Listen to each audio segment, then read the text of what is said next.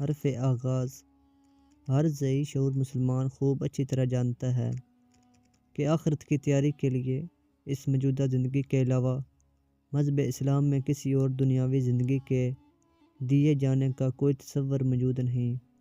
لہٰذا سعادت مندی کی علامت یہی ہے کہ اپنی اس مختصر ترین زندگی کا ایک لمحہ اللہ تعالیٰ اور اس کے رسول صلی اللہ علیہ وآلہ وسلم کی اطاعت اور نفس و شیطان کی مخالفت میں گزارا جائے۔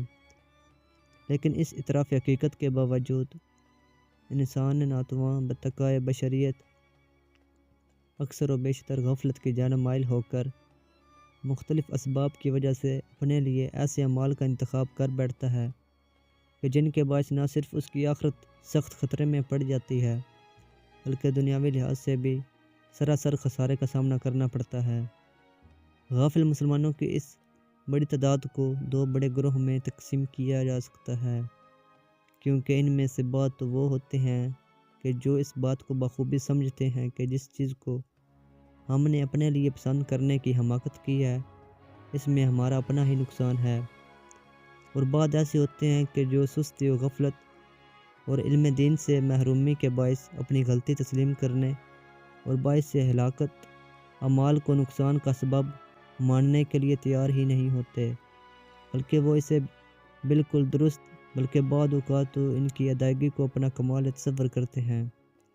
اگر اللہ عز و جل کی کرم نوازی شامل حال نہ ہو تو یہ دوسری قسم کے حضرات عموماً دنیا والوں کے لیے نشان عبرت بن جاتے ہیں، اور بعض اوقات تو انہیں اپنے ایمان سے بھی ہاتھ دھونے پڑ جاتے ہیں۔ پہلی قسم کے حضرات پھر دو بڑی جماعتوں میں تقسیم ہو جاتے ہیں، چنانچہ ان میں سے بعض تو اس نقصان کو محسوس کر کے ہمت جرأت اور اللہ تعالیٰ کی عنایت کے سبب بربادی کا باعث بننے والے اعمال سے تباہی و ہلاکت کا شکار ہونے سے توبہ و چھٹکارا حاصل کرنے میں کامیاب ہو جاتے ہیں، جبکہ دوسرے بعض ان افعال و اعمال میں پوشیدہ لذت یا دنیاوی منافع کے نشے کے اتنے زیادہ عادی ہو چکے ہوتے ہیں کہ سب کچھ جاننے کے باوجود خود کو حالات کے سپرد کر کے اپنی آخرت اور دنیا والوں کی طرف سے بالکل آنکھیں بند کر لیتے ہیں۔ نتیجتاً ان کا انجام بھی ما قبل مذکورہ دوسری قسم کے لوگوں کی مانند ہی ہوتا ہے۔ دنیا میں خسارے اور آخرت کی ذلت و رسوائی میں مبتلا کروانے والے اعمال میں سے ایک عمل مجازی عشق و محبت میں گرفتار ہو جانا بھی ہے۔ اگر مجازی عشق و محبت کو بطور مثال سامنے رکھ کر ذکر کردہ اقسام کا جائزہ لیا جائے تو غالباً مذکورہ تمام گفتگو ذرا زیادہ بہتر انداز میں سمجھ میں آ سکے گی۔ چنانچہ بات تو معاشرے میں ہونے والے بے طرفِ عبرتناک واقعات کی وجہ سے اسے اپنے لیے زبردست نقصان و خسارے کا سبب سمجھتے ہیں، لیکن بعض ایسے بھی ہیں کہ جو وسعت ذہنی سے محروم ہونے کی بنا پر اسے درست و صحیح بلکہ عبادت کا نام دیتے ہیں، اور بطور دلیل کسی آوارہ ذہن کا تخلیق کردہ یہ شعر پڑھ کر خود کو جھوٹی تسلیاں دیتے رہتے ہیں کہ پیار کرنا تو ایک عبادت ہے، پیار کرنا کوئی گناہ تو نہیں۔ یہ پریشان حال گروہ کسی بھی صورت میں اسے غلط و خلاف شرع و باعث ہلاکت کام تسلیم کرنے کے لیے تیار نظر نہیں آتا، بلکہ جن سے مخالف کو اپنی طرف مائل کر لینا ان کے نزدیک ایک بہت بڑا کارنامہ اور لائق تحسین امر ہے۔ نتیجتاً اگر اللہ تعالیٰ کا کرم شامل حال نہ ہو تو ایسے لوگ عموماً دنیا کے لیے باعث عبرت بن جاتے ہیں، اور بعض اوقات اس میٹھے زہر کو پیتے پیتے کفر تک جا پہنچتے ہیں۔ پھر حسب بیان سابقہ پہلی قسم یعنی اپنی حماقت کے نقصان دہ ہونے کو تسلیم کر لینے والے لوگ دو طرح کے ہوتے ہیں، چنانچہ بعض وہ کہ اسے ایک برا فعل تصور کر کے اور اس کے نقصانات کا اندازہ لگا کر توبہ کی توفیق حاصل کر لیتے ہیں، جبکہ اکثر اس فعل کبیح کی آفات جاننے کے باوجود حصول لذت اور نفسانی خواہشات کی شدت کے باعث جان چھڑانے کی ہمت سے خود کو خالی پاتے ہیں۔ بطور نتیجہ ان کا انجام بھی ذکر کردہ پریشان حال گروپ سے مختلف نہیں ہوتا۔ ان اقسام کے بارے میں گہری نظر سے مطالعہ کرنے کے بعد ہمیں بھی اپنے بارے میں خوب ٹھنڈے دل سے غور کرنا چاہیے کہ خدا نخواستہ ہمارا تعلق مذکورہ اقسام میں بیان کردہ ان حضرات سے تو نہیں کہ جن کے بارے میں دنیا کے لیے نشان عبرت بن جانے اور ایمان کے برباد ہو جانے کے سلسلے میں خدشے کا اظہار کیا گیا ہے۔ اگر آپ کو اس سوال کا جواب قلبی و زبانی اقرار کی صورت میں حاصل ہو تو پھر ہمارے مخلصانہ مشورے کے مطابق اس میٹھے زہر سے خود کو بچانے کی بھرپور کوشش کیجیے، اس سے پہلے کہ آپ واپس آنا چاہیں لیکن آپ کو واپسی کا راستہ نہ ملے اور پھر شدید غم و پچھتاوا آپ کا مقدر بن کر دنیا میں بے سکونی اور آخرت میں ذلت اور رسوائی کا سبب عظیم واقع ہو جائے۔ ہم نے مجازی عشق و محبت کو میٹھے زہر کا نام کیوں دیا؟ اس کی وجہ سے انسان دنیا و آخرت میں بے شمار آفتوں کا شکار کیوں اور کس طرح ہو جاتا ہے، اور یہ عمل اللہ عز و جل اور اس کے رسول صلی اللہ علیہ وآلہ وسلم کی نافرمانی میں کیوں شمار کیا جاتا ہے۔ ان تمام سوالات کا بالتفصیل جواب جاننے کے لیے کتاب ہدا کے اگلے مضامین میں غور و تفکر اور قلبی حاضری کے ساتھ مطالعہ بے حد ضروری ہے۔ چنانچہ اس سلسلے میں سب سے پہلے شرعی لحاظ سے محبت و عشق کی تعریف، ان کی جائز و ناجائز اقسام اور پھر ان میں سے ہر ایک کے بارے میں چند ضروری باتوں کا جاننا بے حد مفید رہے گا۔ اگلے صفحات کھولیں اور تمام مضامین پوری توجہ کے ساتھ سننے کی سعادت حاصل کیجیے۔ محبت کی تعریف کرتے ہوئے امام راغب اصفہانی رحمۃ اللہ علیہ لکھتے ہیں، ترجمہ یعنی اس چیز کی خواہش کرنا کہ جس سے تو اپنے لیے اچھا اور بہتر گمان کرتا ہے۔ تعریف میں لفظ خواہش پر غور کیا جائے تو معلوم ہوگا کہ محبت دراصل ہمارے دل کی یہ کیفیت کا نام ہے، کیونکہ جب دل کو کوئی چیز اچھی لگتی ہے تو وہ اس کے حصول کے لیے بے تابی کا اظہار کرتا ہے اور انسان سے بار بار اس کا مطالبہ کرتا ہے، اور یہی مطالبہ خواہش کہلاتا ہے۔ بس نتیجہ یہ نکلا کہ دل کے کسی پسندیدہ شے کی جانب مائل ہو جانے کا نام ہی محبت ہے۔ اور عشق کی تعریف کرتے ہوئے حضرت علامہ ابن منظور رحمۃ اللہ علیہ لکھتے ہیں، یعنی محبت میں حد سے تجاوز کرنا عشق ہے۔ معلوم ہوا کہ جب دل کسی کی جانب مائل ہونے میں حد سے تجاوز کر جائے تو اسے میلان کو عشق کہتے ہیں۔ مذکورہ امور کا خلاصہ یہ ہوا کہ جب تک دل کسی کی طرف مائل ہونے میں حد سے تجاوز نہ کرے تو اتنا میلان محبت کہلاتا ہے، اور جب اس میلان و کشش میں شدت پیدا ہو جائے تو اسے عشق کا نام دیا جاتا ہے۔ پھر عشق و محبت کی تقسیم دو طریقے سے کی جاتی ہے، نمبر 1 غرض کے اعتبار سے، نمبر 2 محبوب کے اعتبار سے۔ انسان کے دل کا مختلف چیزوں کی طرف مائل ہونا مختلف اغراض پر مبنی ہوتا ہے۔ اس اعتبار سے عشق و محبت کی 3 قسمیں ہیں: لذت کی غرض سے، دنیاوی منافع کی غرض سے، اللہ تعالیٰ کی رضا کے حصول کی غرض سے۔ نمبر 1 لذت کی غرض، جیسے کسی مرد کا عورت یا بے روش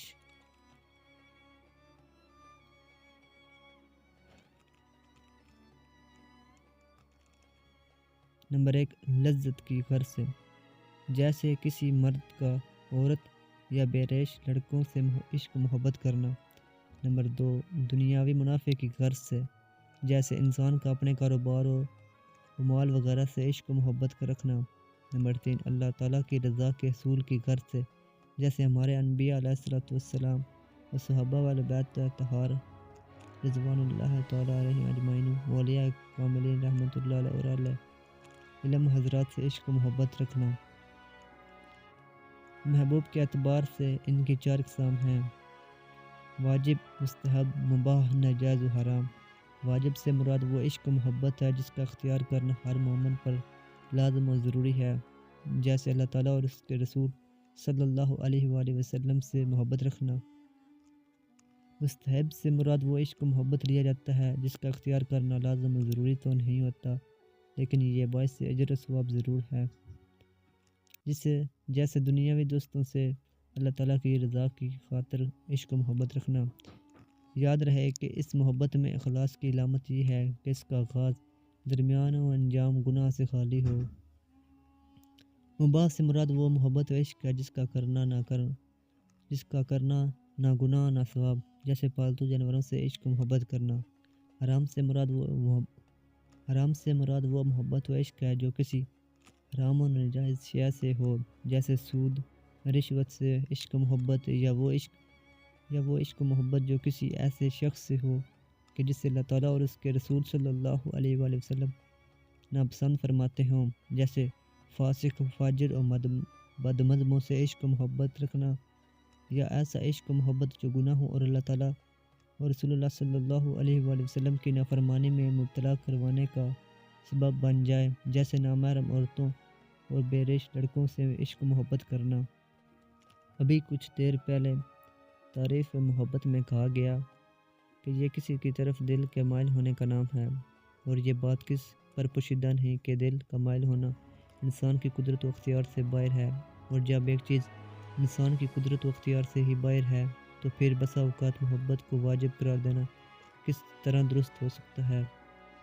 جواب: جب اصول محبت کو واجب قرار دیا جاتا ہے، جیسے اللہ تعالیٰ اور اس کے رسول صلی اللہ علیہ وآلہ وسلم سے محبت، تو اس سے مراد یہ ہے کہ انسان بلا قصد ایسے اعمال و افعال اختیار کرے جو اللہ تعالیٰ اور اس کے رسول صلی اللہ علیہ وآلہ وسلم کی جانب اس کے قلبی میلان کی نشاندہی کرنے والے ہوں، جیسے ان ذات قدسیہ کے حقوق کو سب سے مقدم رکھنا، فرض واجب کردہ عبادات کو ان کی تمام شرائط کے ساتھ خوش دلی کے ساتھ ادا کرنا، نیز رسول اکرم صلی اللہ علیہ وآلہ وسلم کی سنن پر استقامت کے ساتھ عمل کی سعادت حاصل کرنا۔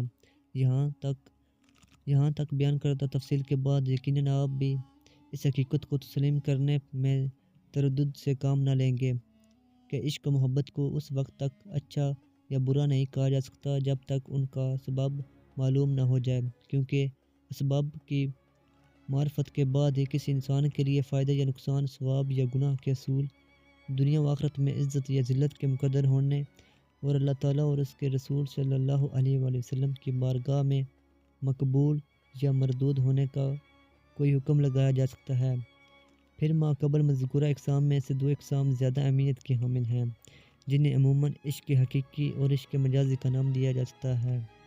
عشق حقیقی سے مراد عشق الہی عز و جل ہے، نیز اس قسم میں ہر وہ عشق و محبت داخل ہوگی جسے اللہ تعالیٰ کی رضا کی خاطر کیا جائے، چاہے وہ انبیاء کرام علیہ السلام سے ہو یا عام مومنین و مومنات سے۔ اور عشق مجازی سے مراد نفسانی محبت ہے۔ اس لفظ کو اکثر عورتوں یا خوبصورت لڑکوں سے کی جانے والی نفسانی اغراض سے بھرپور محبت و عشق کے لیے استعمال کیا جاتا ہے۔ اس تفصیل کے ملاحظہ کے بعد اپنے اطراف میں مسلم معاشرے پر ایک سرسری نگاہ دوڑائیں، آپ بآسانی مشاہدہ کر سکیں گے کہ آج مسلمانوں کی اکثریت عشق و مجازی کی آفت میں بری طرح گرفتار ہے، بلکہ بس اوقات تو یوں محسوس ہوتا ہے جیسے ان کی زندگی کا مقصد صرف اور صرف جن سے مخالف کی توجہ اپنی جانب مبذول کروانا ہی رہ گیا ہے۔ اس نفسانی سامان لذت سے بھرپور کام میں کس قدر نقصانات پوشیدہ ہیں، ان کی ایک جھلک ذیل میں کے مضامین میں ملاحظہ فرمائیں۔ اس میں پہلا نقصان وقت کے ضیاع کی صورت میں مشاہدہ کیا جا سکتا ہے۔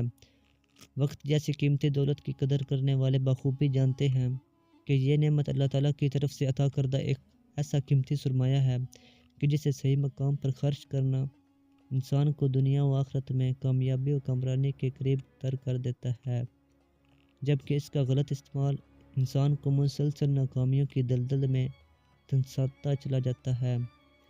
ضیاع وقت کا احساس دلاتے ہوئے سید عائشہ صدیقہ رضی اللہ تعالیٰ عنہا ارشاد فرماتی ہیں کہ مصیبتیں تو بے شمار ہیں، لیکن وقت کا ضیاع کرنا سب سے بڑی مصیبت ہے۔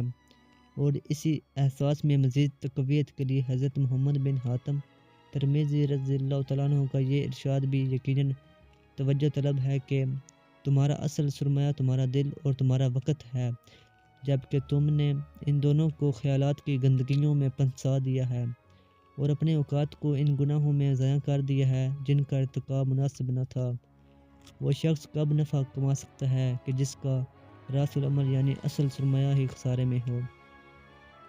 لیکن عشق و محبت کے سیلاب میں بہنے والے خواتین و حضرات اپنی زندگی کے قیمتی لمحات کی قدر و قیمت سے بے پرواہ انہیں انتہائی بے دردی کے ساتھ بیکار ترین کاموں میں صرف کر کے آخرت میں تحویل پچھتاوے کا سامان کرتے نظر آتے ہیں۔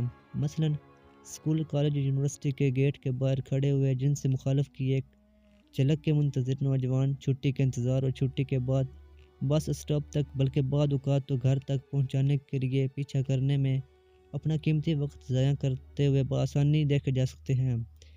یوں ہی بعض اوقات محلے میں رہنے والی کسی لڑکی کی جنم دل مائل ہو جائے اور اپنی چھت پر سے اس کی ایک جھلک نظر آنا ممکن ہو، تب بھی عاشق زار کو چھت پر گشت کرتے ہوئے کئی گھنٹے انتظار میں کاٹ دینا بے حد آسان محسوس ہوتا ہے۔ پھر دوسری جانب اپنے قلبی جذبات پہنچانے اور اچھے انداز سے تحریر سے متاثر کرنے کی غرض سے ایک بہترین خط کی تیاری بھی کثیر وقت کا تقاضا کرتی ہے، کیونکہ سب سے پہلے اس قسم کے مددگار مواد کو پڑھنا، پھر اشعار کی صورت میں محترمہ کی شان بیان کرنے کے لیے عشقیہ اشعار پر مشتمل کتب کا مطالعہ کرنا، اور پھر خوب سوچ سمجھ کر اپنی تمام صلاحیتوں کو بروئے کار لاتے ہوئے ایک تیر بہدف خط کو معرض وجود میں لانا یقیناً طویل وقت کا تقاضا کرتا ہے۔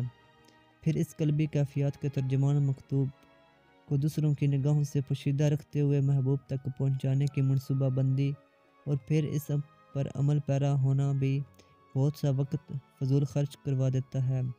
یوں ہی دوسری جانب سے بھیجا گیا مکتوب پڑھنے اور اس کے بعد غیر یقینی مستقبل کے بارے میں خوشنمائی خیالی پلاؤ پکانا بھی سونے پر سہاگا ثابت ہوتا ہے۔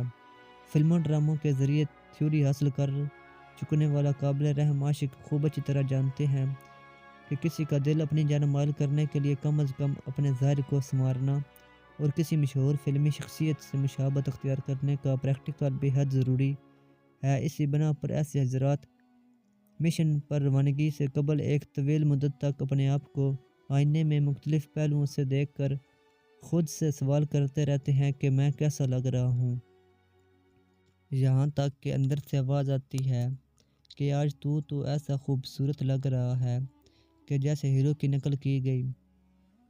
اگر وہ بھی تجھ دیکھ لیتا تو شاید تجھے استاد تسلیم کرتے ہوئے شاگردی میں آنے کے لیے ووٹنگ لسٹ میں اپنا نام لکھوانا بہت بڑی سعادت سمجھتا، لیکن اس قابل اطمینان اور مرضی کے مطابق آواز کو سننے تک یقیناً بہت سا وقت خرچ ہو چکا ہوتا ہے۔ پھر سامنے والے کی رضامندی کی صورت میں ملاقاتوں کا شروع ہو جانے والا لامتناہی سلسلہ بھی روزانہ کئی گھنٹوں کی بربادی کا مطالبہ کرتا ہے۔ دوران ملاقات دل کے ہاتھوں مجبور عاشق قیمتی وقت کے تیزی کے ساتھ گزرنے کا احساس ہی نہیں کر پاتے، چنانچہ اس طوالت سے بھرپور ملاقات کے باوجود آخر میں یہی کہا جا سکتا ہے کہ آج تو وقت گزرنے کا پتہ ہی نہیں چلا، کاش ان خوبصورت باتوں قلبی جذبات کے اظہار کے لیے تھوڑا سا وقت اور مل جاتا، لیکن کاش اتنا ہی وقت اللہ تعالیٰ اور اس کے رسول صلی اللہ علیہ وآلہ وسلم کی رضا و خوشی کے حصول کی کوشش میں صرف کیا جاتا، تو کبھی امید تھی کہ بارگاہ الہی میں کوئی نہ کوئی مرتبہ و مقام ضرور حاصل ہو جاتا۔ حضرت عبداللہ بن مبارک رضی اللہ تعالیٰ عنہ کی توبہ کے بارے میں منقول ہے کہ آپ ایک عورت پر اس قدر فریفتہ ہو گئے کہ کسی پل چین ہی نہ آتا تھا۔ ایک مرتبہ سردیوں کی ایک طویل رات میں اس کے انتظار میں اس کی دیوار کے ساتھ صبح تک لگے کھڑے رہے۔ جب فجر کی اذان ہوئی تو شدید محبت کی بنا پر گمان کیا کہ شاید ابھی عشاء کا وقت ہوا ہے، لیکن جب کچھ دیر بعد سفیدی نمودار ہوئی اور لوگوں کی آمد و رفت شروع ہوئی تو معلوم ہوا کہ یہ ساری رات تو انتظار محبوب میں کٹ گئی۔ اس پر دل نے شدید ندامت محسوس کرتے ہوئے کہا، میں فقط ایک مخلوق کی خاطر اتنا انتظار کرتا رہا۔ پھر اپنے آپ سے فرمانے لگے، اے مبارک کے بیٹے، شرم کر، تو نے خواہش نفسانی کے تحت ساری رات گزار دی، اگر یہی رات نماز پڑھتے ہوئے گزارتا تو نہ جانے کیا کچھ پا لیتا۔ اس خیال کے ساتھ ہی فوراً توبہ کی اور عبادت الہی میں مصروف ہو گیا، اور پھر یہاں تک مرتبہ حاصل کیا کہ ایک روز آپ کی والدہ نے دیکھا کہ ایک درخت کے نیچے سوئے ہوئے ہیں اور ایک سانپ نرگس کی شاخ منہ میں لیے آپ کو ہوا کر رہا ہے۔ یا اتنا ہی وقت اخروی معاملات میں غور و تفکر کرنے میں خرچ کیا جاتا تو کتنا فائدہ مند ثابت ہوتا۔ رسول اللہ صلی اللہ علیہ وآلہ وسلم کا فرمان عالی شان ہے، یعنی اخروی امور میں گھڑی بھر کا غور و تفکر سال بھر کی عبادت سے بہتر ہے۔ اس کا دوسرا نقصان ذہنی سکون کی تباہی و بربادی کی شکل میں نظر آتا ہے، کیونکہ یہ ایک مسلمہ حقیقت ہے کہ جو اس خلاف شرع کام کا میں مبتلا ہو گیا اسے ذہنی و قلبی سکون کبھی بھی نصیب نہ ہوگا۔ نتیجتاً ایسی حضرات کا جینا حرام ہو جاتا ہے، بلکہ بعض اوقات تو یہ بے سکونی ان کی موت کا سبب بھی بن جاتی ہے، اور اگر موت نہ بھی آئے تو کم از کم دنیاوی اخروی معاملات میں بے شمار کوتاہیاں، اور ان کوتاہیوں کے جواب میں اللہ تعالیٰ اور اس کے رسول صلی اللہ علیہ وآلہ وسلم کی ناراضگی کا عظیم خطرہ تو موجود ہے ہی، پھر یہ بے سکونی کی کئی وجوہات کی بنا پر پیدا ہوتی ہے۔ چنانچہ کبھی تو اپنی مرضی کے مطابق نتیجہ نہ نکلنے اور محبوب کی بے رخی کی بنا پر، کبھی اس وجہ سے کہ مطلوبہ شخصیت کے ایک سے زیادہ امیدوار ہیں اور خطرہ ہے کہ کوئی دوسرا اپنا نمبر بنانے میں کامیاب ہو جائے گا، کبھی خود میں کسی کو متاثر کرنے کی صلاحیت میں کمی کے احساس میں مبتلا ہونے کے باعث، کبھی بدنامی کے خوف کی وجہ سے، اور کبھی انتہائی قدم اٹھاتے ہوئے گھر سے بھاگ جانے کے بعد لڑکی کے گھر والوں کی طرف سے جان سے مار دیے جانے کے خوف کی بنا پر۔ جدید سائنسی تحقیق کی روشنی میں اس بات کو یوں بیان کیا گیا ہے: دماغ میں سر حرام مغز وہ حصہ ہے جہاں سے ہیجان پیدا ہوتا ہے، لیکن اس کے اوپر میخ کبیر یعنی بڑا مغز سر ہے جو تفکر کا کام سر انجام دیتا ہے۔ فکر کے عمل کے ذریعے ہیجانات کو دبایا جا سکتا ہے، یا یوں کہہ لیجئے کہ ہم دلائل سے ہیجانات کو قائل کر سکتے ہیں، لیکن اگر یہ عمل نہ ہو تو ہیجانات سوچ پر غالب آ جاتے ہیں، پھر کچھ بجھائی نہیں دیتا اور سوچنے سمجھنے کی صلاحیت ختم ہو جاتی ہے۔ لہٰذا ایک صحت مند دماغ سرگرمی کے لیے ہیجانات کو قابو میں رکھنا بے حد ضروری ہے۔ مثلاً شہوت کو ہی لے لیجئے، اس کے دوران جسم میں ایسے کیمیائی مادے پیدا ہوتے ہیں جو سرور اور ہیجانی کیفیت پیدا کرتے ہیں، ذہن پر خمار سا چھا جاتا ہے اور سوچنے سمجھنے کی صلاحیت مفقود ہو جاتی ہے۔ ایسی حالت میں بھلا انسان کوئی تخلیقی کام کیسے سر انجام دے سکتا ہے؟ توجہ بری طرح متاثر ہو جانے سے حافظہ اور آموزش یعنی سکھائی کا عمل بھی متاثر ہوتا ہے۔ لہٰذا شہوت کا عمل اگرچہ جائز حدود میں بھی ہو تو ایک حد میں رہنا چاہیے، اور پھر چونکہ اس کے لیے احساس گناہ کا تصور بھی پایا جاتا ہے، لہٰذا ایسے افراد پر گھبراہٹ اور تشویش کی حالت طاری رہتی ہے جو صحت انسان کے لیے زہر قاتل ہے۔ بہت سی جسمانی اور جنسی الجھنوں کی وجہ یہی تشویش ہوتی ہے۔ اس تشویش اور گھبراہٹ کے باعث جسم میں فشار خون یعنی خون کا دباؤ بڑھ جاتا ہے، اور جسم کی رنگت سیاہی مائل یا سرخ ہو جاتی ہے، اور مستقل یہی کیفیت رہنے سے چہرہ بھی سیاہ پڑ سکتا ہے۔ رسول اللہ صلی اللہ علیہ وآلہ وسلم نے اس بات کو ان الفاظ میں ذکر فرمایا کہ جس نے اس حال میں صبح کی کہ اس کا سب سے بڑا فکر دنیا ہو تو اللہ تعالیٰ اس پر 4 چیزیں لازم کر دیتا ہے۔ نمبر 1، ایسا غم جو اس سے کبھی جدا نہ ہو۔ نمبر 2، ایسی مصروفیت کہ کبھی فراغت نہ ملے۔ نمبر 3، ایسا فکر کہ کبھی استغنا نہ ہو۔ نمبر 4، ایسی امید کہ کبھی برا بر نہ آئے۔ اس ضمن میں چند واقعات ملاحظہ فرمائیں۔ مروی ہے کہ عمر بن منات خزائی ایک مرتبہ لیلہ خزیہ کے پاس سے گزرا، جبکہ یہ عراقہ کی بیوی تھی اور اپنی قوم کی عورتوں کے ساتھ بیٹھی ہوئی تھی۔ عمر حسن گفتار اور نفیس اشعار کہنے میں مشہور و معروف تھا۔ اسے گزرتے دیکھا تو عورت نے کہا، اے عمر ادھر آ اور ہمارے ساتھ کچھ باتیں کر، اور ان کے ساتھ باتیں کرنے بیٹھ گیا۔ دوران گفتگو اس کی نگاہ لیلہ پر پڑ گئی اور یہ اسے دل دے بیٹھا۔ رفتہ رفتہ معاملہ عشق بڑا اور اتنا زیادہ ہو گیا، یہ جب تک لیلہ کے قبیلے والوں کے گھر نہ دیکھ لیتا اسے نیند ہی نہ آتی۔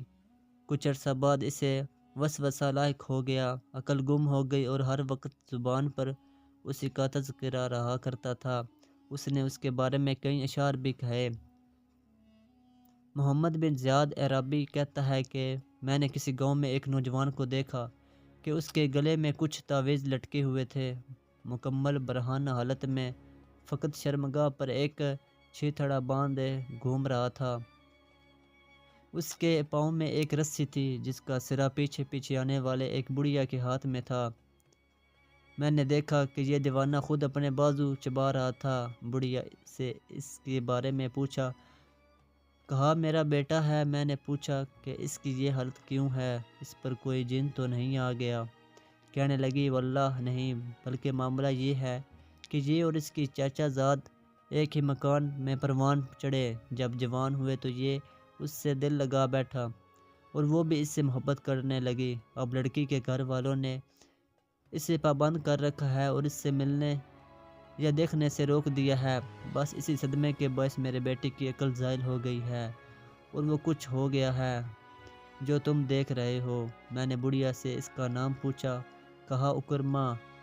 میں نے نوجوان سے مخاطب ہو کر کہا، اکرما تمہیں کیا تکلیف ہے؟ اس نے کہا، یعنی مجھے قیس، مجنوں، عروہ اور اجمیل جیسے عشقوں کی بیماری پہنچی ہے، اس لیے میرا جسم لاغر ہے اور دل میں محبت کی سخت پیاس ہے۔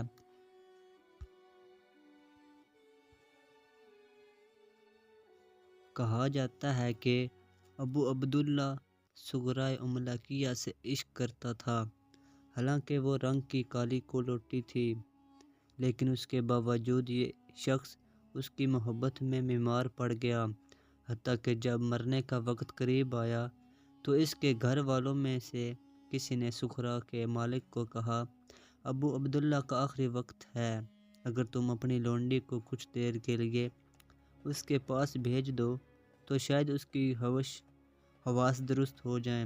اس نے بات مانتے ہوئے صغرا کو بھیج دیا۔ صغرا نے وہاں پہنچ کر پوچھا، اے عبداللہ کیسے ہو؟ اس نے کہا، جب تک تو سامنے رہے ٹھیک ہوں۔ پوچھا، تجھے کس شے کی طلب ہے؟ اس نے کہا، تیرے قریب رہنے کی۔ پوچھا، تیرا مرض کیا ہے؟ کہا، تیرا عشق۔ دریافت کیا، تو کوئی وصیت کرنا چاہتا ہے؟ کہا، ہاں، اگر تیرے گھر والے مان لیں تو میں تجھے چاہتا ہوں۔ اس نے کہا، اب میں واپس جانا چاہتی ہوں۔ وہ بولا، تو پھر میری نماز جنازہ کا ثواب ضرور حاصل کر لینا۔ یہ سن کر صغرا اٹھ کھڑی ہوئی۔ جب ابو عبداللہ نے اسے منہ پھیر کر جاتے دیکھا تو درد بھرا ایک سانس کھینچا اور اسی وقت مر گیا۔ ایک بزرگ سے منقول ہے کہ ان کے محلے میں ایک بے حد حسین و جمیل، عبادت گزار، صاحب سخاوت اور متقیہ لڑکی رہتی تھی۔ اس کی ماں عبادت اور ریاضت میں اس سے بھی زیادہ مشہور تھی۔ یہ دونوں لوگوں سے بہت کم میل جول رکھا کرتی۔ ان کا تجارت کا مال طائف کے ایک شخص کے پاس ہوا کرتا تھا جو بعد تجارت اس کا نفع پہنچا دیتا تھا۔ ایک دن تاجر نے اپنے کم عمر لڑکے کو ان کے ہاں کسی کام سے بھیجا۔ اس لڑکے کی ابھی داڑھی مونچھیں نہیں آئی تھیں اور لمبے لمبے بالوں کے باعث عورت معلوم ہوتا تھا۔ اس نے جا کر اپنا تعارف کرایا۔ لڑکی کی ماں نے اسے اندر بلا لیا اور ایک کمرے میں بٹھا کر تھوڑی دیر میں آنے کا کہہ کر چلی گئی۔ لڑکا ابھی بیٹھا ہی تھا کہ عورت کی لڑکی اندر داخل ہوئی اور یہ سمجھ کر کہ کوئی عورت بیٹھی ہے، لڑکے کے سامنے بیٹھ گئی۔ پھر جیسے ہی اسے احساس ہوا اٹھ کر اندر چلی گئی، لیکن اتنی دیر میں لڑکے کا دل اس کی طرف مائل ہو چکا تھا۔ وہ کام ختم کر کے واپس چلا آیا، لیکن اسے کسی پل سکون نہ ملتا تھا، حتیٰ کہ اس نے غم فراق میں کھلنا شروع کر دیا، تنہائی پسند ہو گیا اور پھر غم کا اتنا غلبہ ہوا کہ بے ہوش ہو کر بستر پر گر گیا۔ اس کے باپ نے کئی طبیبوں کو دکھایا، لیکن کوئی اس کی بیماری نہ سمجھ سکا۔ جب دل کی یہ بیماری بہت ہی بڑھ گئی تو بالآخر نوجوان نے اپنے خاندان کی ایک بڑھیا کو بلوایا اور کہا، میں تمہیں ایک بات بتانا چاہتا ہوں جو آج سے پہلے میں نے کسی کو نہ بتائی۔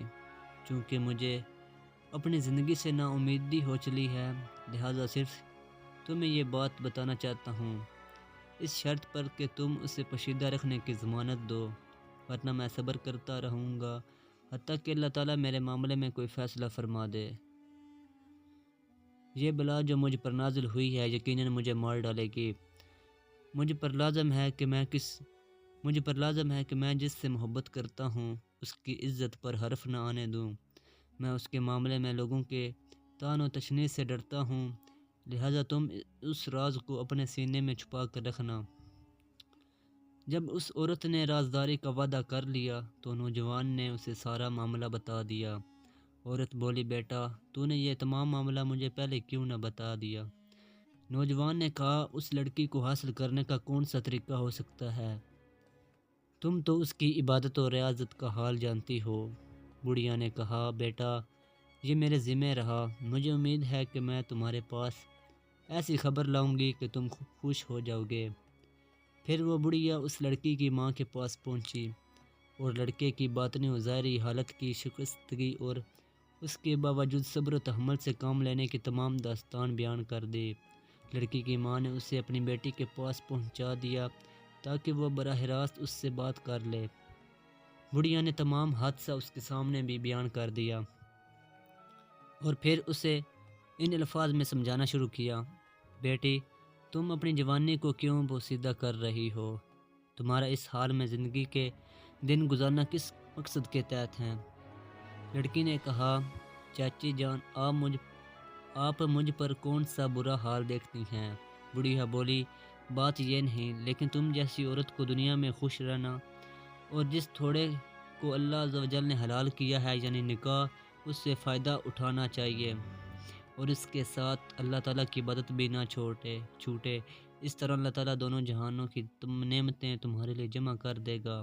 لڑکی نے یہ تمام باتیں سن کر دریافت کیا، چاچی جان کیا یہ دنیا کا گھر باقی رہنے والا ہے کہ جس پر بدن کی اعضاء تکیہ کر بیٹھیں اور اللہ تعالیٰ اور دنیا کو اس کا آدھا دے دیا جائے؟ کیا دنیا کا یہ گھر فنا ہونے والا نہیں؟ بڑھیا نے کہا، یقیناً یہ فنا کا گھر ہے، لیکن اللہ تعالیٰ نے اس میں اپنے بندوں کے لیے کچھ اوقات ایسے بھی بنائے ہیں جو اس کی طرف سے اپنی جان پر صدقہ کرنے کے ہیں، لہٰذا اس میں سے تم وہ کچھ حاصل کر سکتی ہو جسے اللہ تعالیٰ نے حلال کر دیا ہے۔ لڑکی نے کہا، آپ نے سچ کہا، لیکن اللہ عز و جل کے کچھ بندے ایسے ہیں کہ جن کے نفوس اطمینان میں ہے اور وہ عبادت پر صبر کرنے پر اس لیے راضی ہو گئے ہیں کہ انہیں بہت بڑا مرتبہ نصیب ہو جائے۔ واللہ میں تو آج سے پہلے آپ کے بارے میں یہ سمجھتی تھی کہ آپ مجھے اللہ تعالیٰ کی عبادت اور پاکیزہ اعمال اختیار کر کے اس کا مقرب بنانے میں مزید حرص دلائیں گی، لیکن آپ تو بالکل بدل گئی ہیں۔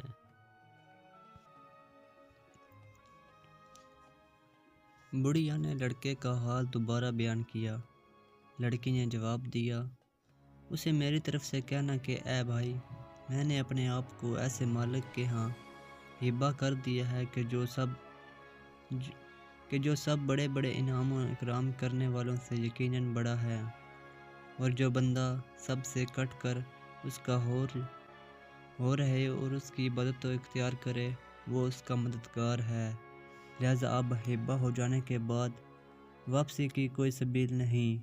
اب تم محبت کے ساتھ اپنے اللہ کا وسیلہ پکڑ اور جتنے گناہ کر کے اپنے لیے آگے روانہ کر چکے ہو ان کی معافی کے لیے اللہ کے سامنے عاجزی اور زاری کرو۔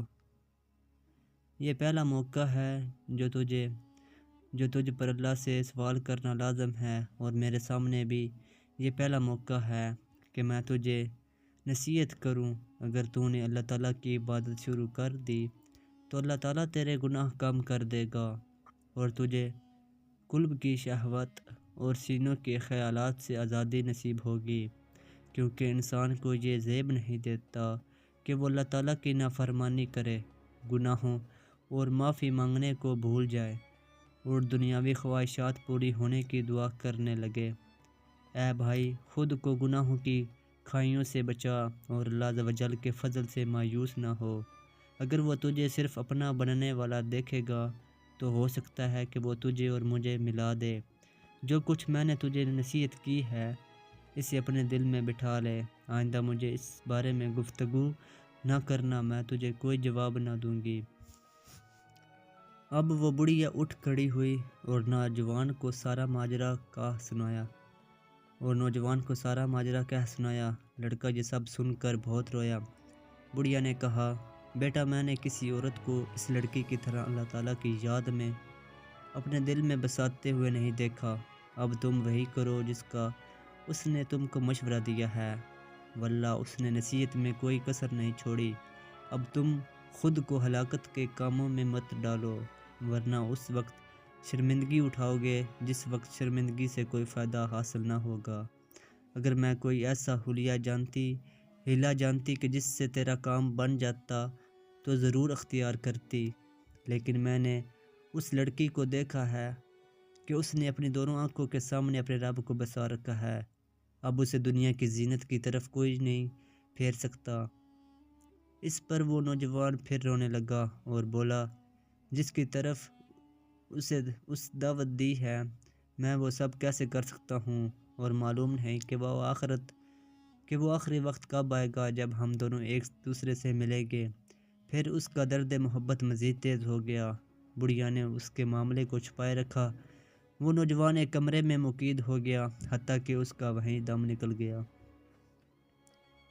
کاش واقعے میں مذکور لڑکی کے جواب سے ہماری وہ بے لگام مسلمان بہنیں درس عبرت حاصل کریں کہ جو جان بوجھ کر لڑکوں کو اپنے پیچھے لگا کر سامان لذت جمع کرنے کی کوشش میں مسلسل گناہ کبیرہ کے مرتکب ہوتی رہتی ہیں۔ اس کا تیسرا نقصان پڑھائی سے دل اچٹ ہونے کی صورت میں بھی ظاہر ہوتا ہے، کیونکہ جب ذہن ہر وقت مطلوبہ شخصیت کے قرب کے حصول اور اسے اپنی ذات سے متاثر کرنے کی منصوبہ بندی میں مشغول ہو تو پڑھائی پر اس کا منفی اثر مرتب ہونا ایک لازمی امر ہے۔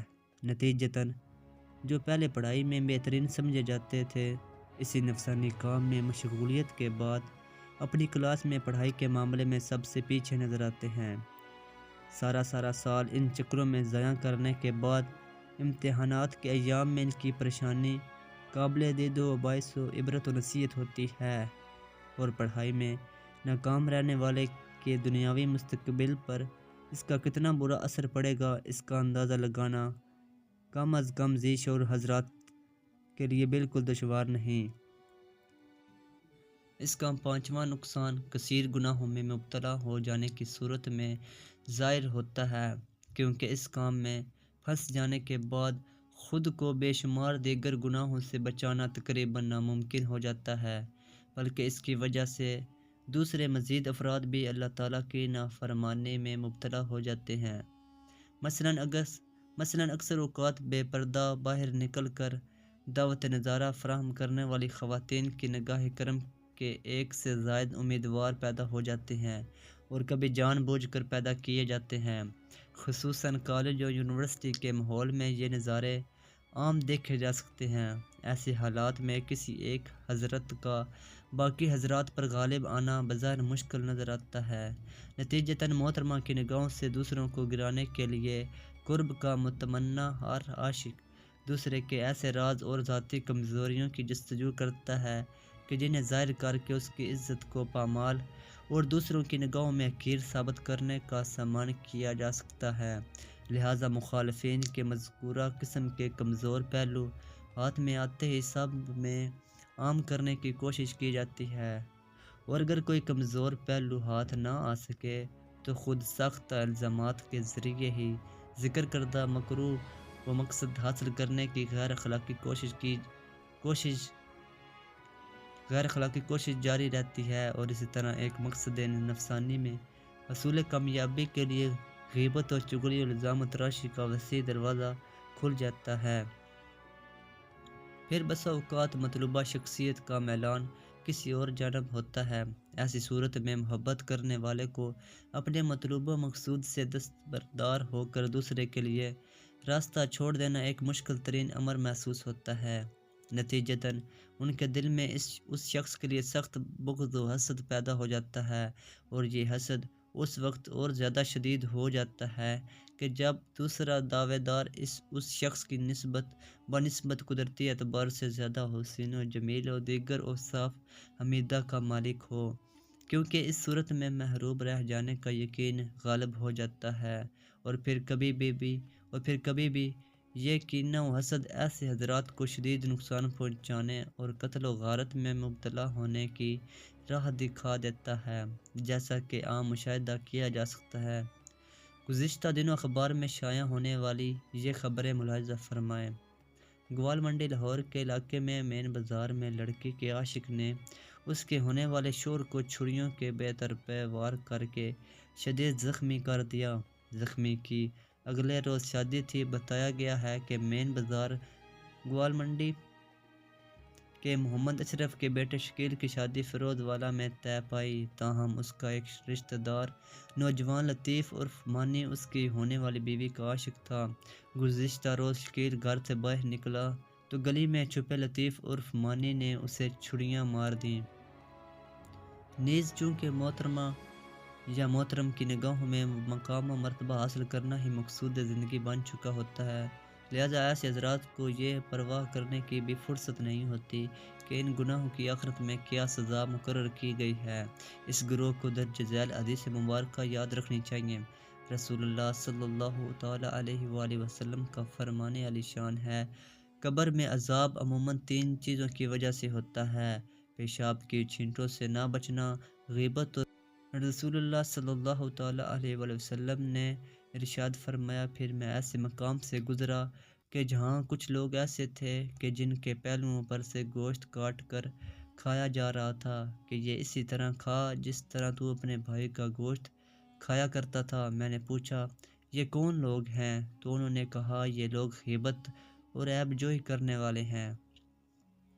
حضرت ابو ہریرہ رضی اللہ تعالیٰ عنہ سے روایت ہے کہ رسول اللہ صلی اللہ تعالیٰ علیہ وآلہ وسلم نے ارشاد فرمایا، حسد سے دور رہو، کیونکہ یہ نیکیوں کو اس طرح کھا جاتا ہے جیسے آگ لکڑی کو کھا جاتی ہے۔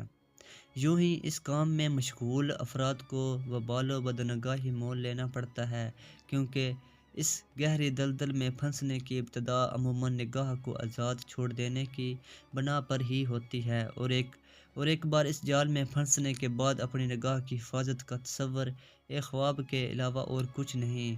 نتیجتاً انسان مسلسل بدنگاہی کا شکار ہوتا رہتا ہے، جس کی بنا پر اس کے نامہ اعمال میں نہ صرف گناہوں کا ڈھیر لگ جاتا ہے بلکہ بعض اوقات اللہ تعالیٰ کی طرف سے فوری سزا کا مستحق بھی ٹھہرتا ہے۔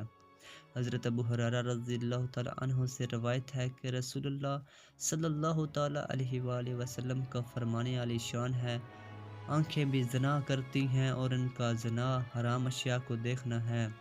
اور حضرت علی رضی اللہ تعالیٰ عنہ سے مروی ہے کہ رسول اللہ صلی اللہ تعالیٰ علیہ وآلہ وسلم نے ارشاد فرمایا کہ اے علی، غیر محرم پر ایک بار غیر ارادی طور پر نظر پڑنے کے بعد اسے ارادتاً دوبارہ نہ دیکھ، کیونکہ یہ زہر آلود تیر ہے جو دل میں شہوت کو بھڑکا دے گا۔ نیز حضرت انس رضی اللہ تعالیٰ عنہ سے روایت ہے کہ رسول اللہ صلی اللہ تعالیٰ علیہ وآلہ وسلم کا فرمان علی شان ہے، مومن کا عورت کے محسن کو دیکھنا ابلیس کے تیروں میں سے ایک تیر ہے۔ اور مروی ہے کہ رسول اللہ صلی اللہ تعالیٰ علیہ وآلہ وسلم نے ارشاد فرمایا، اللہ عز و جل دیکھنے اور دکھانے والی دونوں پر لعنت فرمائے۔ اور رسول اللہ صلی اللہ تعالیٰ علیہ وآلہ وسلم کا فرمان ہے کہ جو شخص نامحرم عورت کے محسن پر شہوت کی نگاہ ڈالے تو بروز قیامت اس کی آنکھ میں سیسا پگھلا کر ڈالا جائے گا۔ بعد بزرگان دین سے منقول ہے کہ نگاہ ایک تیر ہے جو دل میں زہر ڈال دیتی ہے۔ یہ قول بھی بے حد قابل غور ہے۔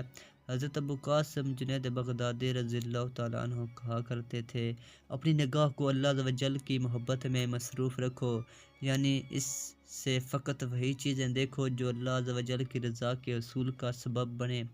جس آنکھ کے ذریعے تم نے اللہ تعالیٰ کا دیدار کرنا ہے اسے غیر اللہ کی طرف سے بند کر دو، ورنہ اللہ عز و جل کی نظروں سے گر جاؤ گے۔ نیز حضرت حسن بصری رضی اللہ تعالیٰ عنہ فرمایا کرتے تھے، جس نے اپنی نظر کو آزاد چھوڑ دیا یعنی حرام چیزوں کے دیکھنے سے اسے نہ روکا تو اس کے غم طویل ہوں گے۔ اور حضرت علاء بن زیاد رضی اللہ تعالیٰ عنہ فرماتے ہیں کہ اپنی نگاہ عورت کی چادر پر بھی مت ڈالو کیونکہ ایسی نگاہ بھی دل میں شہوت کا بیج بوتی ہے۔ اس سلسلے میں یہ واقعہ بھی بے حد مؤثر ہے۔ چنانچہ ابو عمر بن البان کہتے ہیں کہ میں کسی کام سے رہبہ بازار میں گیا تو مجھے ایک جنازہ نظر آیا۔ میں شرکت کی نیت سے اس کے پیچھے پیچھے چل دیا۔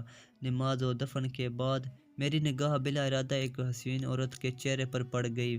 میں نے دیکھا، میں نے آنکھیں بند کر لیں اور انا للہ و انا الیہ راجعون کہا، استغفار پڑھا اور اپنے گھر لوٹ آیا۔ مجھے دیکھ کر میری ایک بوڑھی خادمہ نے کہا، اے آقا، یہ آج آپ کا رنگ اتنا کالا کیوں پڑ گیا ہے؟ میں نے جلدی سے آئینہ اٹھا کر دیکھا تو واقعی چہرے پر سیاہی نمایاں تھی۔ اس کے اسباب پر غور و تفکر شروع کیا تو اچانک مجھے اپنی غیر ارادی طور پر کی گئی بدنگاہی یاد آ گئی۔ چنانچہ خلوت میں جا کر اللہ تعالیٰ سے معافی طلب کی، پھر اپنے شیخ حضرت جنید کی زیارت کی قصد سے بغداد کی جانب روانہ ہوا۔ جب وہاں پہنچ کر آپ کے حجرہ مبارک کا دروازہ کھٹکھٹایا تو آپ نے اندر سے ہی فرمایا، اے ابو عمر، آ جاؤ، تم گناہ تو رہبہ بازار میں کرتے ہو اور اپنے پروردگار سے معافی مانگنے کے لیے وسیلہ ڈھونڈنے بغداد میں آتے ہو۔ یاد رہے کہ بلا ارادہ نظر بحکم حدیث اگرچہ گناہ نہیں لیکن بزرگ کا اسے اپنی غلطی شمار کرنا اور اس پر اللہ تعالیٰ کی جانب سے فوری سزا کا ملنا اس بات کی طرف اشارہ ہے کہ مقربین خوف خدا عز و جل کے باعث اپنی معمولی سی غفلت کو بھی قابل گرفت شمار کر فرماتے تھے، اور اللہ تعالیٰ اپنے ایسے بندوں کو فوراً تنبیہ فرما کر خطاؤں سے محفوظ و مامون رکھتا ہے۔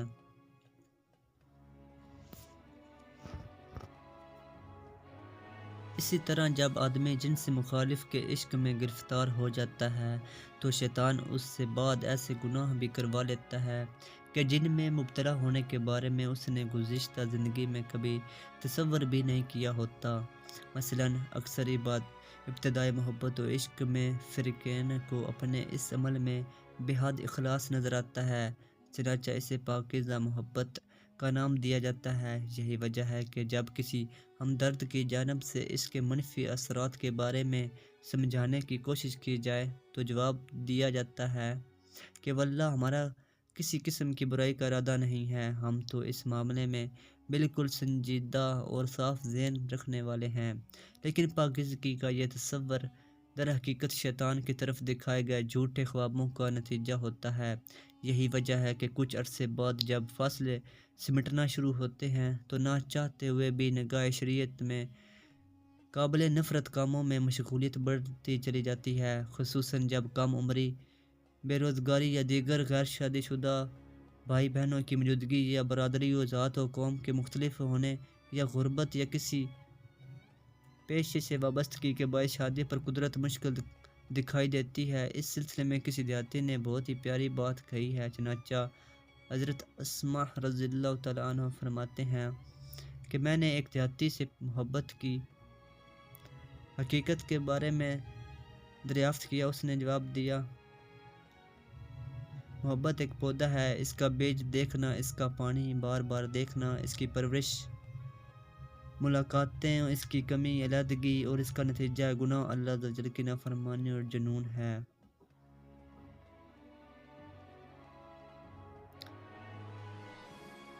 یوں ہی حضرت لقمان رضی اللہ تعالیٰ عنہ اپنے بیٹے سے فرمایا، بیٹے میں سب سے پہلے تجھے تیرے نفس سے ڈراتا ہوں، اس لیے کہ ہر نفس کی خواہش و شہوت ہوتی ہے، اگر تو نے اس کی شہوت پوری کر دی تو یہ سرکشی کرے گا اور اس کے علاوہ مزید چاہے گا، اس لیے کہ دل میں شہوت و خواہش اس طرح چھپی رہتی ہے جیسے آگ پتھر میں کہ جب اس پر ضرب لگائیں تو آگ کا شعلہ نکلتا ہے اور اگر چھوڑ دیں تو آگ چھپ جاتی ہے۔ ایک شاعر اسی بات کو ان الفاظ میں بیان کرتا ہے، یعنی جب تو نفس کی ہر دعوت کو قبول کر لے گا تو یہ تجھے سخت حرام و برے کام کی طرف بلائے گا۔ ایک اور شاعر کہتا ہے، یعنی اگر تو خواہش کی نافرمانی نہ کرے گا تو یہ تجھے ہر اس کام کی طرف لے جائے گی جس پر تجھے کو اعتراض ہوگا۔ ایک شاعر بہت عمدہ بات کہتا ہے، ترجمہ یعنی اس کی رائے بالکل درست رہی کہ جس نے عقل سے ہر معاملے میں مشورہ کیا اور اس نے دیکھ لیا کہ جب خواہش پختہ ہو جائے تو وہ برے نتائج اور عذاب کی طرف دعوت دیتی ہے۔ شیطان کس طرح اخلاص نیت سے دور کر کے غیر محسوس طریقے سے جانب گناہ کر دینا دنیا و آخرت کی تباہی و بربادی کا سامان کرتا ہے، اس کی ایک جھلک درج ذیل عبرت انگیز واقعے میں ملاحظہ کیجیے۔ چنانچہ حضرت وہب بن منبع رضی اللہ تعالیٰ عنہ فرماتے ہیں، بنی اسرائیل میں ایک عابد اپنے زمانے کے عبادت گزاروں سے زیادہ عبادت گزار تھا۔ ایک مرتبہ ان پر دشمن نے حملہ کر دیا۔ وہاں تین بھائی اپنی ایک کنواری بہن کے ساتھ رہتے تھے۔ انہوں نے جہاد کا ارادہ کیا تو سوال پیدا ہوا کہ بہن کو کس قابل بھروسے کی حفاظت میں چھوڑا جائے۔ ان کی رائے اس بات پر متفق ہوئی کہ اسے مذکورہ عابد کے پاس چھوڑنے میں حرج نہیں، چنانچہ انہوں نے اپنی بہن کو رکھنے کے لیے عابد کی خدمت میں درخواست پیش کی۔ عابد نے اس سے انکار کر دیا اور اللہ تعالیٰ سے اس معاملے میں پناہ طلب کرنے لگا، مگر ان بھائیوں کے فہیمہ اصرار پر بہرحال عابد کو ان کی بات ماننا پڑی۔ لیکن اس نے کہا، میں اسے اپنے ساتھ تو نہیں رکھ سکتا، ہاں میرے عبادت خانے کے سامنے ایک گھر خالی ہے، اس میں ٹھہرا دو، میں ہر ممکن دیکھ بھال کرتا رہوں گا۔ چنانچہ وہ تینوں لڑکی کو اس گھر میں چھوڑ کر چلے گئے۔ یہ لڑکی ایک عرصہ تک عابد کے پڑوس میں رہی۔ عابد سامنے ہونے سے بچنے کے لیے اپنے عبادت خانے کے دروازے پر کھانا لٹکا کر اتار دیتا، پھر کسی طرح لڑکی کو اطلاع کرتا اور وہ کھانا اٹھا کر لے جاتی۔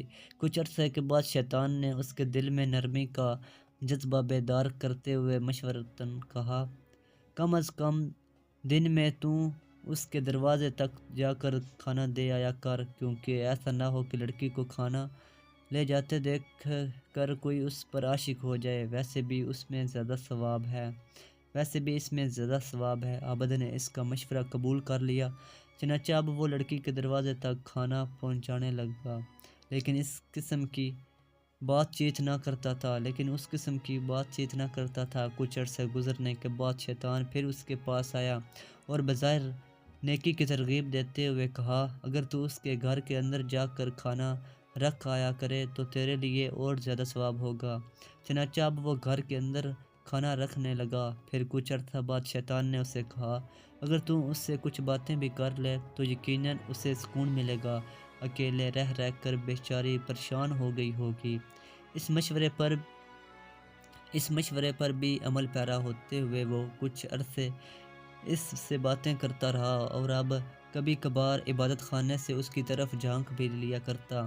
غرض اس طرح شیطان مختلف اوقات میں اس کے پاس آتا رہا اور اسے آہستہ آہستہ آگے بڑھنے کی ترغیب دیتا رہا۔ مثلاً، کاش تو اپنے عبادت خانے کے دروازے پر اور وہ اپنے دروازے پر بیٹھ کر باتیں کریں تو زیادہ انسیت کا سبب ہوتا۔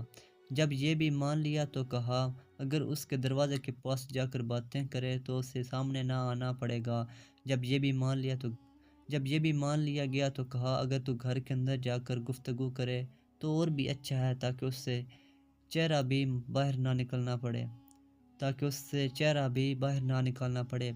جب عابد نے اس ترغیب کو بھی بآسانی قبول کر لیا تو اب شیطان نے اس پر بڑا وار کیا اور اس کے دل میں لڑکی کے حسن و جمال اور زیب و زینت کا بار بار خیال ڈالنے لگا، حتیٰ کہ ایک وقت ایسا بھی آیا کہ وہ اس لڑکی کے ساتھ گناہ میں مبتلا ہو گیا، جس کے باعث وہ حاملہ ہو گئی اور پھر اس سے بچہ بھی پیدا ہو گیا۔ اب شیطان پھر عابد کے پاس آیا اور اس کے دل میں خوف پیدا کرتے ہوئے بولا، تیرا کیا خیال ہے کہ جب اس لڑکی کے بھائی آئیں گے اور انہیں تیرے کارنامے کا پتہ چلے گا تو وہ تجھے ذلیل و رسوا نہ کریں گے؟ بے وقوف، اس سے پہلے کہ وہ تجھے منہ دکھانے کے قابل نہ چھوڑیں، فوراً اس بچے کو قتل کر دے۔ رہی لڑکی تو یقیناً یہ خوف و بدنامی کے باعث اپنے بھائیوں کو کچھ نہ بتا سکے گی، لہذا اسے چھوڑ دے۔ اس وسوسے کی بنا پر عابد زبردست خوف زدہ ہو گیا اور اس نے اخروی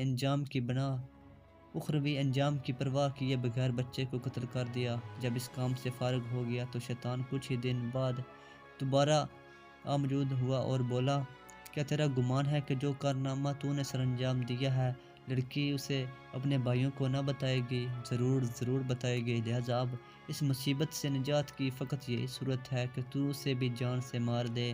عابد مزید گھبرا گیا اور اس نے شقاوت کا مظاہرہ کرتے ہوئے اسے بھی قتل کر کے مقتول بچے کے ہمراہ مکان کے سین میں دفن کر دیا اور حسب سابقہ اپنی خانقاہ میں مصروف عبادت ہو گیا۔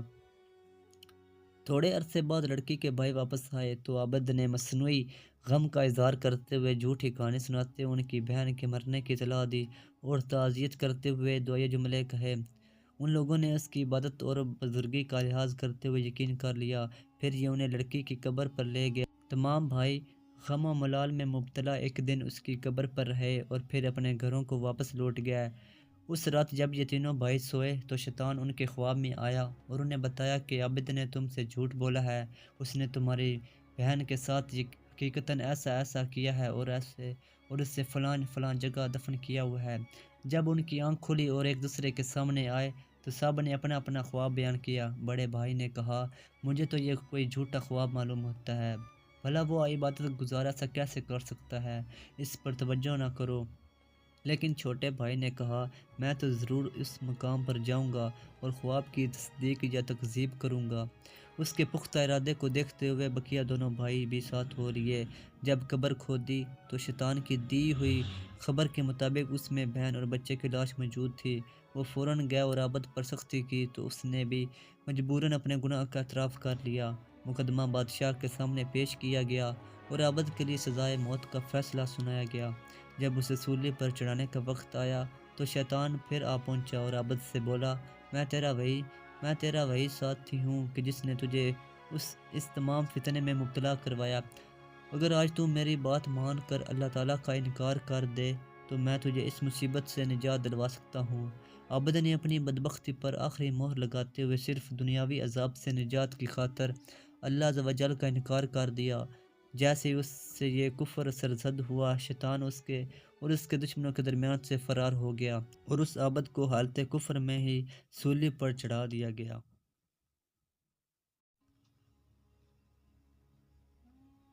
اور اگر اس قسم کے گناہ میں مبتلا ہونے کے بعد توبہ کی توفیق حاصل نہ ہوئی تو اللہ تعالیٰ کی ناراضگی کی صورت میں دنیا میں بدنامی کے ساتھ ساتھ اخروی عذاب کا سامنا بھی ممکن ہے۔ جیسا کہ حضرت سمرہ بن جندب رضی اللہ تعالیٰ عنہ فرماتے ہیں کہ رسول اللہ صلی اللہ تعالیٰ علیہ وآلہ وسلم نے ارشاد فرمایا، آج رات میں نے خواب دیکھا کہ میرے پاس دو شخص آئے، کہا ہمارے ساتھ چلیے۔ میں ان کے ساتھ چلا، وہ مجھ کو ایک مقام مقدس میں لے آئے۔ وہاں ہم نے ایک تنور دیکھا جس میں سے شور و غوغا کی آوازیں آ رہی تھیں۔ ہم نے اندر جھانک کر دیکھا تو اس میں کچھ برہنہ مرد عورت تھے، نیچے سے ان کی طرف شعلے لپکتے تھے۔ جب آگ ان کے قریب ہوتی تو وہ شور و غوغا کرنا شروع کر دیتے۔ میں نے پوچھا، یہ کون ہیں؟ عرض کی گئی، یہ زانی مرد اور زانی عورتیں ہیں۔ اور حضرت عطا خراسانی رضی اللہ تعالیٰ عنہ فرماتے ہیں کہ دوزخ کے 7 دروازے ہیں، سب سے زیادہ غمناک، اندوناک، گرم اور بدبودار ان زانیوں کا دروازہ ہوگا جنہوں نے جان بوجھ کر زنا کا ارتکاب کیا تھا۔ یوں ہی اس چکر میں کبھی کبھی قتل و غارت تک نوبت پہنچ جاتی ہے، کیونکہ جب یہ نفسانی کھیل شروع ہوتا ہے تو کبھی اس کے کردار لڑکی کے رشتہ داروں کی صورت میں عاشق کے نامدار کو قید حیات سے رہائی دلاتے نظر آتے ہیں، تو کبھی یہ ناکام محبت خود اپنی راہ میں رکاوٹ بننے والے حضرات کو راہ آخرت دکھا کر راستے کی صفائی یا ذاتی انتقام کی آگ ٹھنڈی کرتا دکھائی دیتا ہے، اور کبھی یوں بھی ہوتا ہے کہ کسی ایک فریق کی بے وفائی دوسرے فریق کے ہاتھوں مروا کر ڈرامے کا اختتام کرواتی دکھائی دیتی ہے، جیسا کہ اس معاشرے میں بآسانی و بکثرت دیکھا جا رہا ہے۔ اس سلسلے میں اخبارات کی چند خبریں ملاحظہ فرمائیں۔ ناجائز تعلقات قائم کرنے پر نوجوان کو درخت سے باندھ کر مار ڈالا۔ بتایا گیا ہے کہ ناروال کے گاؤں اولک پنڈی میں 22 سالہ محمد امین کے اپنے کزن محمد انور کی بیٹی سے ناجائز تعلقات تھے، جس کا لڑکی کے گھر والوں کو رنج تھا۔ گزشتہ روز انور نے محمد امین کو گھر سے باہر بلایا اور کہا کہ ہمارے ساتھ چلو، ہم اپنی لڑکی کا تمہارے ساتھ نکاح پڑھانے کو تیار ہیں۔ اس جھانسے کے ساتھ امین کو دوسرے گاؤں لے جایا گیا، جہاں انور نے اپنے رشتہ داروں اسلم، اشرف اور امجد وغیرہ کی مدد سے امین کو درخت سے باندھ کر ڈنڈے مار مار کر ہلاک کر دیا۔ ٹاؤن شپ میں نوجوان نے اپنی 16 سالہ بہن کو بدچلنے کی بنا پر گلا گھونٹ کر ہلاک کر دیا گیا۔ بتایا گیا ہے کہ ٹاؤن شپ کے پلاٹ نمبر A25 میں رہائش پذیر ایک شخص عبدالغنی کے بیٹے طارق کو اپنی 16 سالہ بہن کو کوثر بی بی بدچلنی کا شبہ تھا۔ گزشتہ رات وہ مبینہ طور پر گھر دیر سے آئی، جس کی بنا پر وہ طیش میں آ گیا اور اسے گلا گھونٹ کر ہلاک کر دیا۔ خانقاہ ڈوگراں کے نواحی گاؤں ڈھینگر باٹھا میں مرضی سے شادی کرنے پر محمد یوسف اور اللہ دتہ نے اپنی سگی بہن زاہدہ کو کلہاڑیوں کے بے طرفہ واہ کر کے قتل کر دیا۔ محمود بوٹی باغبانہ پور میں بھائی نے آشنا کے ساتھ فرار ہونے والی بہن کو پھانسی دے دی۔ تفصیلات کے مطابق محمود بوٹی کی رہائش نوجوان شابانہ 12 روز قبل اپنے آشنا آصف کے ساتھ گھر سے بھاگ گئی تھی۔ لڑکی کے گھر والوں نے پنچایتی طریقے سے اسے واپسی بلایا۔ اسلم کے بیٹے پرویز عرف بچہ کو شابانہ کے گھر سے بھاگنے کا بے حد رنج تھا۔ گزشتہ روز بہن بھائی میں اس بات پر تلخ کلامی بھی ہو گئی، جس پر پرویز نے گلے میں پھندا ڈال کر اسے قتل کر دیا اور فرار ہو گیا۔ راؤ خان والا میں 10 سال بھائی نے فائرنگ کر کے 15 سالہ بہن کو موت کے گھاٹ اتار دیا۔ بتایا گیا ہے کہ اس کی بہن کے علاقے کے کسی نوجوان کے ساتھ ناجائز تعلقات تھے اور اسی وجہ سے لوگ اسے طعنہ دانی کرتے تھے۔ وقوعے کے روز بہن بھائی اپنے والد کے ساتھ کھانا کھا رہے تھے کہ بہن بھائی میں جھگڑا ہو گیا۔ ملزم نے فائرنگ کر کے بہن کو ہلاک کر دیا۔ شیخا پورہ کے ایک گاؤں میں بدچلنی کے شبے میں باپ نے اپنے بیٹے کی مدد سے کلہاڑی اور لاٹھیوں سے حملہ کر کے اپنی بیٹی اور اس کے آشنا کے ٹکڑے کر دیے۔ تفصیلات کے مطابق ملزم چین پیر کو مقتولہ اور مقتول آصف کے ناجائز تعلقات کا شبہ تھا۔ وقوع کے روز دونوں کو اکٹھا دیکھ کر اپنے بیٹے کی مدد سے کلہاڑی اور لاٹھیوں کے وار کر کے دونوں کو موت کے گھاٹ اتار دیا۔ شیخ پورہ کے نواحی گاؤں کالودڑا میں نوجوان شمعون مسیح نے جان بچانے کی خاطر محبوبہ کو قتل کر دیا۔ بتایا گیا ہے کہ اس نوجوان کے اپنے ہمسائے کی بیٹی سے ناجائز تعلقات تھے۔ گزشتہ رات شمعون سے ملنے گیا، لیکن رات کو 2:30 بجے کا بھائی آ پہنچا۔ ان دونوں کو قابل اعتراض حالت میں دیکھ کر اس نے شور مچا دیا، جس پر اس کا باپ، ماں اور دیگر بہن بھائی بھی اکٹھے ہو گئے۔ انہوں نے شمعون کو پکڑنے کی کوشش کی تو اس نے فائرنگ کر دی، جس سے گولیاں لگنے سے ہلاک ہو گئی۔ گھر سے بھاگ کر پسند کی شادی کرنے والی خاوند سمیت بھائی اور چاچا کے ہاتھوں ہلاک ہو گئی۔ مقتولہ 6 ماہ کی حاملہ تھی۔ بتایا گیا ہے کہ گاؤں مرالی والا کے محمد افضل کی بہن ربینہ نے 2.5 سال قبل گھر سے بھاگ کر اپنے آشنا خوشی محمد سے کورٹ میرج کر لی تھی۔ میاں بیوی دوسرے گاؤں میں جا کر بس گئے تھے۔ 6 ماہ قبل دوبارہ گاؤں میں آ گئے۔ اس بات کا محمد افضل کے خاندان کو بہت دکھ تھا۔ لوگ انہیں طعنے دیتے، جس پر گزشتہ شام محمد افضل اور اس کے چاچا وارث نے ربینہ کے گھر پر حملہ کر دیا اور خنجروں کے وار کر کے انہیں موت کے گھاٹ اتار دیا اور لاشوں پر گولیاں بھی برساتے رہے۔ مرالیہ میں ناجائز تعلقات سے منع کرنے پر نوجوان نے خنجر کے وار کر کے بڑے بھائی کو قتل کر دیا۔ تفصیلات کے مطابق اس نوجوان کے کسی لڑکی سے ناجائز تعلقات تھے، جس پر اس کے باپ محبوب سائیں نے اسے منع کیا تو اس نے اپنے باپ پر خنجر سے حملہ کر دیا۔ اس کے بڑے بھائی نے باپ کو بچانے کی کوشش کی تو ملزم نے اسے خنجر مار کر ہلاک کر دیا، جبکہ محبوب سائیں زخمی ہو گیا۔ اسے ہسپتال داخل کروا دیا گیا۔ کاہنہ میں ایک شخص نے اپنی جوان سال بھانجی کو محبوب کے خلاف بیان نہ دینے پر بجلی کے کرنٹ لگا کر موت کے گھاٹ اتار دیا۔ بیانات کے مطابق امانت علی کی بیٹی ربینہ 2 ماہ قبل باپ کے ملازم محمد اقبال کے ساتھ بھاگ گئی، جسے چند روز قبل پولیس نے برآمد کیا تو لڑکی گھر جانے کی بجائے دارالایمان چلی گئی، جسے بعد ازاں باپ سمجھا بجھا کر گھر لے آیا۔ گزشتہ رات اس کا سالہ محمد بوٹا گھر پر آیا اور بھانجی کو عدالت کے روبرو اقبال کے خلاف بیان دینے کے لیے دباؤ ڈالتا رہا۔ رات گیا اچانک روبینہ کی چیخنے چلانے کی آوازیں آئیں۔ باپ جلدی سے کمرے میں گیا تو دیکھا کہ ماموں بھانجی کو بجلی کے ننگے تاروں سے کرنٹ لگا رہا تھا۔ باپ نے بیٹی کی جان بچانے کے لیے طبی امداد کی کوشش کی مگر وہ جانبرانہ نہ ہو سکی۔ جنوبی چھاؤنی لاہور کے علاقے نشاط کالونی میں گزشتہ روز پنجابی نوجوان سے پسند کی شادی کرنے پر پٹھان نے اپنے داماد اور بیٹی کو گولی مار کر موت کے گھاٹ اتار دیا۔ بتایا گیا ہے کہ نور محمد خان کی 18 سالہ بیٹی نے 24 سالہ نصیر احمد کے ساتھ شادی کر لی اور اس کے بعد دونوں میاں بیوی روپوش ہو گئے مگر بعد ازاں نور محمد نے بیٹی کی محبت میں انہیں معاف کر دیا اور دونوں کو اپنے گھر لے آیا مگر اس کے قبیلے والوں نے اسے تانے دینے شروع کر دیے جس پر اس نے گزشتہ روز بیٹی اور داماد دونوں کو فائر کر کے قتل کر دیا اور خود فرار ہو گیا۔ مقتولہ 2 ماہ کی حاملہ تھی۔ اس سلسلے تاریخ میں بہت سے واقعات ذکر کیے گئے ہیں، ان میں سے چند ملاحظہ فرمائیں۔ وزاحمن اور البنین دونوں بچپن میں اکٹھے پروان چڑھے تھے اور ایک دوسرے سے شدید محبت رکھتے تھے۔ جب البنین جوان ہوئی تو اسے پردہ کروا دیا گیا۔ ایک دوسرے کو دیکھنے سے محروم ہو جانے کی وجہ سے دونوں پر قیامت ٹوٹ پڑی۔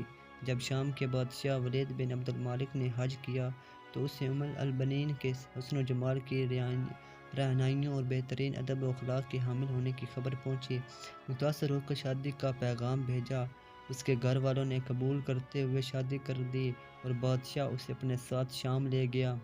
اس صدمے سے وضاح کی عقل ماری گئی اور یہ اس کے غم میں روز بروز گھلتا گیا اور آخرکار جب فراق برداشت کرنا ناقابل برداشت ہو گیا تو یہ سفر طے کر کے ملک شام پہنچا اور کسی ہیلے سے محل میں داخل ہونے کے لیے اس کے ارد گرد چکر کاٹنے لگا۔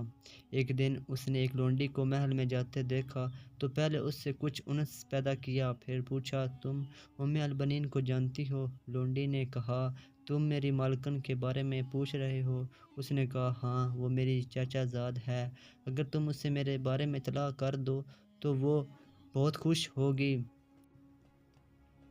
لونڈی نے البنین کو اطلاع کر دی۔ اس نے کہا تو تباہ ہو جائے، کیا وہ ابھی زندہ ہے؟ اس نے کہا ہاں۔ البنین نے کہا اچھا اس سے کہو کہ تم اپنی جگہ پر رہو جب تک میرا قاصد تمہارے پاس نہ آ جائے، میں تمہارے لیے کوئی تدبیر کرتی ہوں۔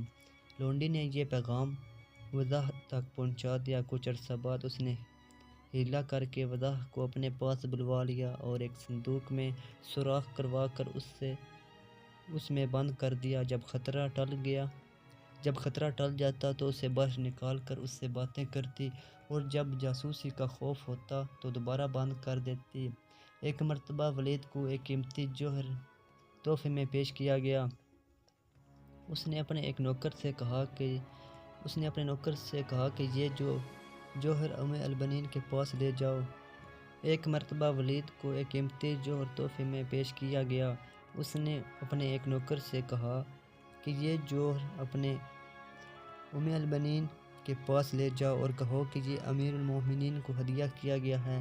جب نوکر وہاں پہنچا تو بغیر اجازت آگے بڑھ گیا۔ اس نے وضاح کو البنین کے پاس بیٹھا دیکھا تو فوراً پیچھے ہٹ گیا، لیکن البنین نے اسے نہ دیکھ سکی۔ آہٹ محسوس کر کے اس نے وضاح کو صندوق میں چھپا دیا۔ خادم نے امیر المومنین کا پیغام پہنچا کر درخواست کی کہ یہ جوہر اسے عطا کر دیا جائے۔ البنین نے کہا تجھے کیوں دوں؟ تو اس کا کیا کرے گا؟ خادم وہاں سے چلا تو سخت غصے میں تھا، چنانچہ تمام معاملہ بادشاہ کو بتا دیا۔ ولید نے کہا تو جھوٹ بولتا ہے، یہ کیسے ہو سکتا ہے؟ اس نے عرض کی آپ خود جا کر دیکھ لیں، فلاں فلاں صندوق میں وہ شخص چھپا ہوگا۔ یہ سن کر ولید تیزی کے ساتھ البنین کے پاس پہنچا۔ وہاں اس نے کئی صندوق رکھے دیکھے۔ وہ اس صندوق پر جا کر بیٹھ گیا جس کی نشانی غلام نے بیان کی تھی اور بولا البنین یہ صندوق مجھے ہدیہ کر دو۔ اس نے کہا امیر المومنین یہ سب اور میں آپ ہی کے تو ہیں۔ ولید نے کہا نہیں، مجھے تو بس یہی صندوق چاہیے۔ اس نے عرض کی ٹھیک ہے یہ آپ کا ہے۔ اس نے صندوق اٹھوا لیا اور ایک کنواں تیار کر کنواں اتنا گہرا کھدوایا کہ پانی نکل آیا۔ جب کنواں مکمل ہو چکا تو اس نے اپنا منہ صندوق کے پاس لے جا کر کہا اے صندوق، ہمیں تمہارے بارے میں کوئی خبر کوئی خبر پہنچی ہے، اگر یہ سچ ہے تو ہم تمہاری خبر کو دفن کر کے تیرے بعد والوں کو سبق سکھاتے ہیں، اور اگر وہ خبر جھوٹی ہے تو لکڑی کے کسی صندوق کو دفن کرنے کا ہمیں کوئی گناہ نہیں۔ پھر اس کے حکم پر صندوق کنویں میں پھینک دیا گیا، اور اطلاع دینے والے خادم کو بھی اس کے ساتھ ہی زندہ دفن کر دیا۔ جب کنواں بند کروا کر محل واپس پہنچا تو محل بنین کو روتے ہوئے پایا۔ کچھ عرصے کے بعد وہ بھی ایک دن منہ کے بل گری مردہ حالت میں پائی گئی۔ حضرت شبی بیان کرتے ہیں کہ لقمان بن عاد، جس نے 7 صدیاں پائی تھیں، عورتوں کے عشق میں مبتلا رہا کرتا تھا۔ وہ جس بھی عورت سے نکاح کرتا اس کی عزت کے معاملے میں خیانت کرتی تھی۔ یہاں تک کہ اس نے ایسی کم سن لڑکیوں سے نکاح کیا کہ جس نے مردوں سے شناسائی نہ کی تھی۔ اس نے اس کے لیے پہاڑ کی چوٹی پر ایک گھر بنوایا اور پھر زنجیر کی سیڑھی بنوائی اور اسی کے ذریعے اس کے پاس چڑھ کر جاتا اور اترتا تھا، یہاں تک کہ املکا قوم کا ایک طاقتور جوان اس لڑکی تک پہنچ گیا اور وہ لڑکی اس کے دل میں اتر گئی۔ وہ نوجوان واپس اپنے بھائیوں کے پاس آیا اور کہا، واللہ میں تمہیں ایک جنگ میں پھنسانا چاہتا ہوں، تم میرا ساتھ دو۔ انہوں نے معاملہ پوچھا۔ اس نے کہا کہ لقمان بن عاد کی بیوی مجھے تمام لوگوں سے زیادہ محبوب ہو گئی ہے۔ انہوں نے کہا، ہم اس تک تیرے پہنچنے کا کیا ہیلا کر سکتے ہیں؟ اس نے کہا کہ تم اپنی تلواروں کو جمع کرو، پھر مجھے ان کے درمیان رکھ کر ایک بڑا سا گٹھڑ بنا دو۔ اس کے بعد لقمان کے پاس جا کر کہو کہ ہم سفر کا ارادہ رکھتے ہیں، چنانچہ یہ تلواریں بطور امانت اپنے پاس رکھ لے۔ انہوں نے حسب ترکیب لقمان سے درخواست کی، اس نے قبول کر کے تلواریں اپنے گھر کے کونے میں رکھ دیں۔